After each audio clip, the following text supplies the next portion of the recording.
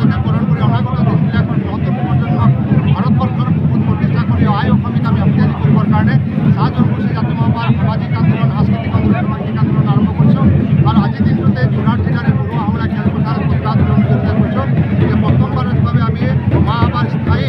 কার্যালয় ভবন আমি কলাপসাতে আমি মুকলি করিম কামাখ্যাপুর ছত্রসাল ডাঙরিয়ার এলাকা উন্নয়ন পুঁজির 28 লাখ টাকা দিচ্ছে খুব সুন্দর একটা কার্যালয় আমি মুকলি করছি এই কার্যালয় অনাগত দিনবিলাকত আমি কর্মনাথ যাম যত আমার গেস্ট হাউসর ধরে থাকব মিটিং হল থাকব বহুমুখী চিন্তারে আমি করিম হয়তো তাত আমি এই জনগোষ্ঠীটোর সকল কথাবিলাক আলোচনা কৰি ভৱিষ্যতে আমি কৰ্মসূচী গ্ৰহণ কৰিম আৰু আজি দেখিছে উৎসৱমুখৰ পৰিৱেশত নিজে গৌৰৱ অনুভৱ কৰিছোঁ যে কিমান উৎসাহ মানুহৰ এই উৎসাহটোক যাতে আমি কোনোৱে ব্যৱহাৰ নকৰি এক সঠিক ৰাস্তাত যাতে আমি লৈ যাব পাৰোঁ তেওঁলোকৰ অস্তিত্ব আৰু তেওঁলোকৰ প্ৰাপ্য যাতে আমি দিয়াব পাৰোঁ তেওঁলোকৰ কামখিনি যাতে আমি পল্লিনী কৰি দিব পাৰোঁ তাৰ কাৰণে চেষ্টা কৰিম।